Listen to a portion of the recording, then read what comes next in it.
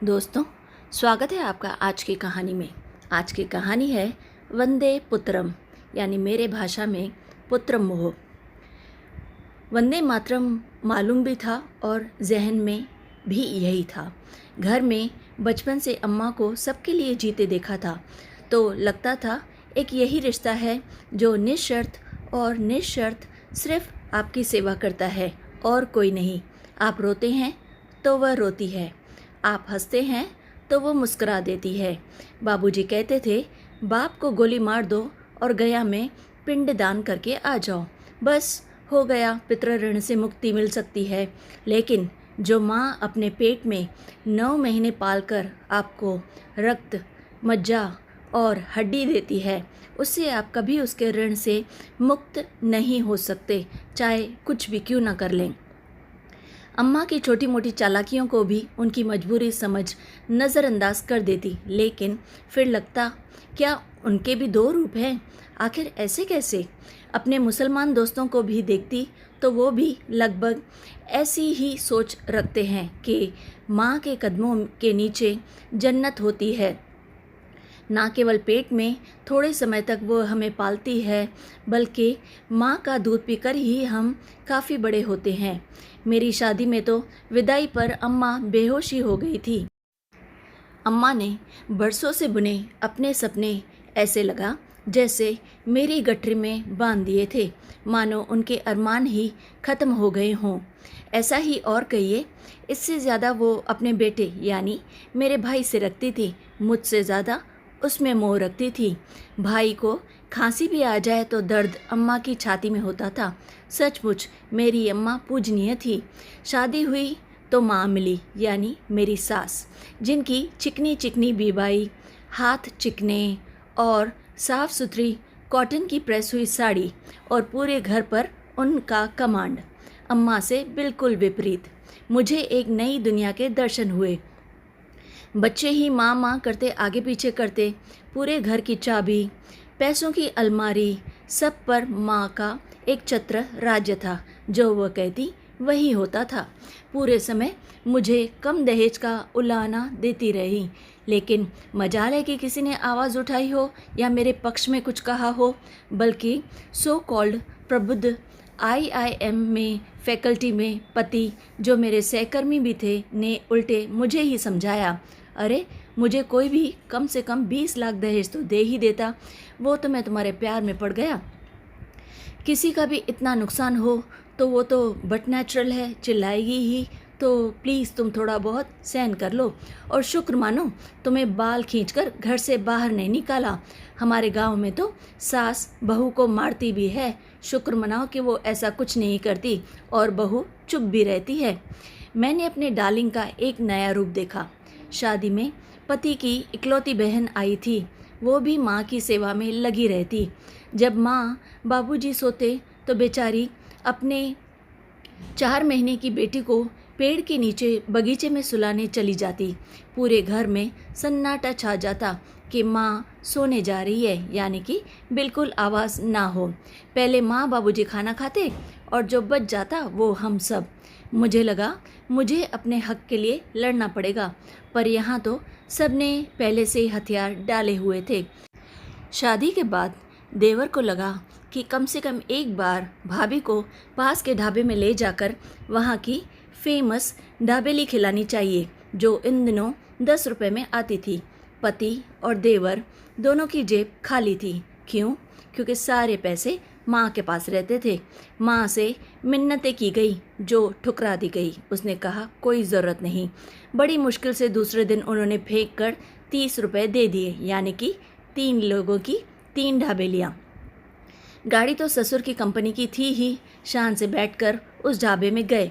वहाँ जाकर दोनों भाई ऐसे खा रहे थे मानो 56 भोग खा रहे हों। मुझे चाय की तलब लगी, पर दोनों भाइयों या कहिए हम तीनों की जेब खाली थी। याद है ना, हमें सिर्फ 30 रुपये मिले थे। एक बार भी माँ के पैसे देने में ना नुकुर करने की शिकायत नहीं, बल्कि 30 रुपये मिलने पर काफ़ी आभारी थे। घर पर कोई भी मिठाई आती तो पहले माँ उन्हें गिनती, फिर एक एक कर सबको देती। बीच बीच में उनके बेटे ही निकाल कर खा जाते तो दोबारा फिर से गिनती और पूछती, किसने खाया और कितना खाया है, चुपचाप बता दो। नौकर चाकर तो डरे रहते और उनसे दूर दूर ही रहते। ऐसी अनेक घटनाएं मुझे मजबूर करती थी कि ऐसा लगता था कि मैं पति और देवर को कहूँ, वंदे पुत्रम। जी हाँ, मैंने ही उन्हें ये नाम दिया था, वंदे पुत्रम।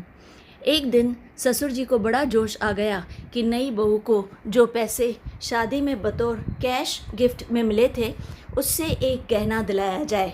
माँ तो गुस्से में फनफना रही थी और बार बार मेरे घर वालों को दहेज ना देने का ताना दिए जा रही थी। इसके बाद भी ससुर जी ने कहा कि नहीं, हमें कुछ न कुछ तो लेकर देना ही है बहू को। दोनों वंदे पुत्रम चुपचाप बुत बने माँ का ड्रामा देख रहे थे। अचानक ससुर जी और मेरे पति की मर्दानगी जाग उठी और दोनों माँ पर चिल्लाने लगे। माँ डर गई, शायद नाटक कर रही थी और मार्केट जाने के लिए मान गई। वहाँ जाकर तो माँ ने जो कहर मचाया वो तो सबकी सोच से परे था। गहने के बजाय एक साड़ी की दुकान में घुस गई और चारा ही नहीं था, मरते क्या न करते।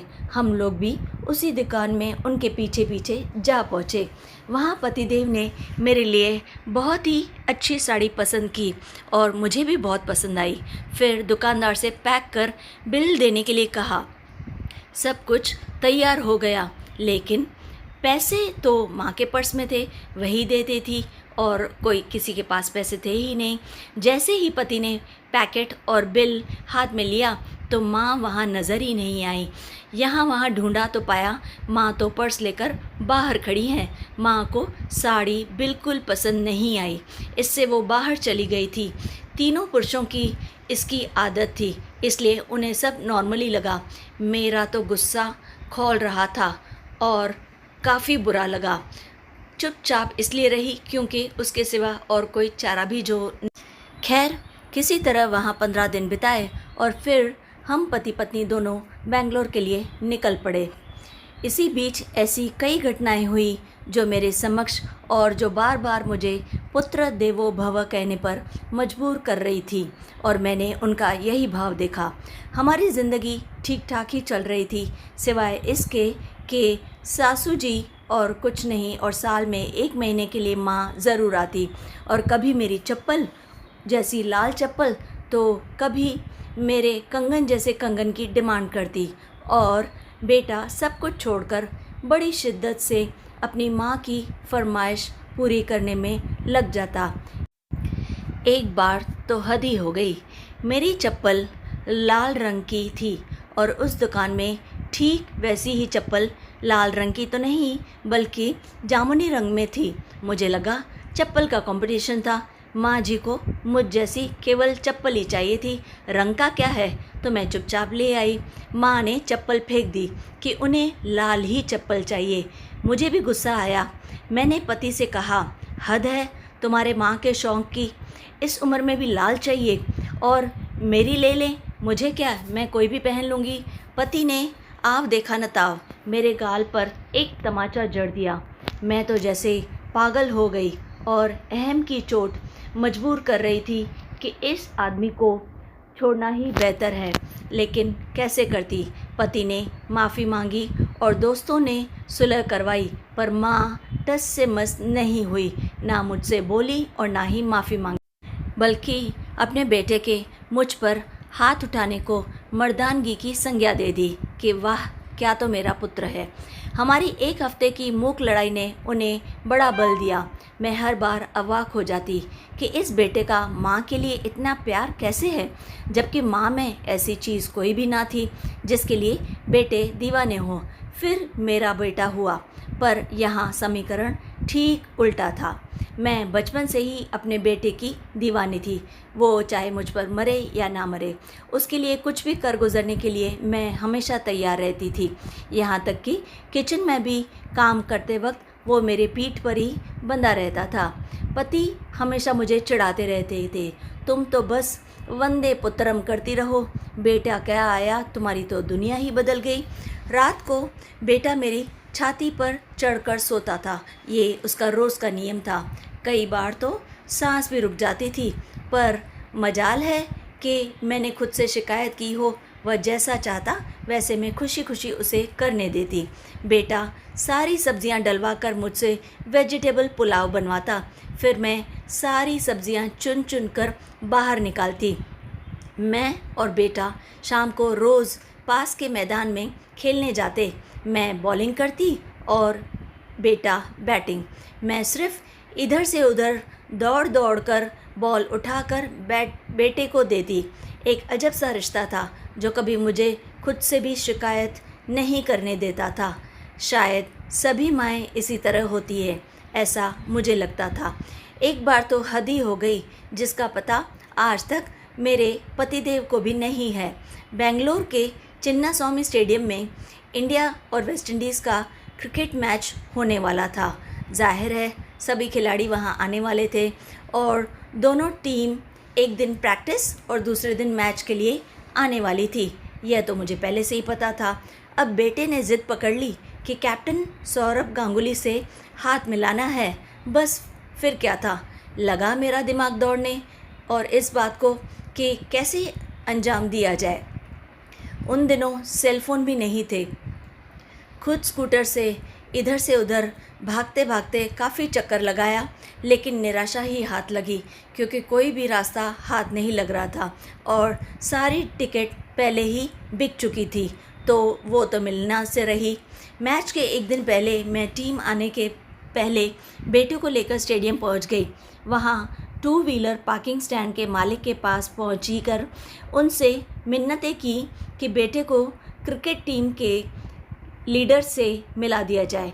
मेरी बेचैनी और पुत्र प्रेम देखकर उसे भी दया आई और उसने एक महिला कांस्टेबल से मिन्नत की कि वो मेरे बेटे को अपने साथ चुपचाप ग्राउंड में अंदर ले जाए और अपना छोटा भाई बताकर उसे वहाँ सौरभ गांगुली के दर्शन करा दे।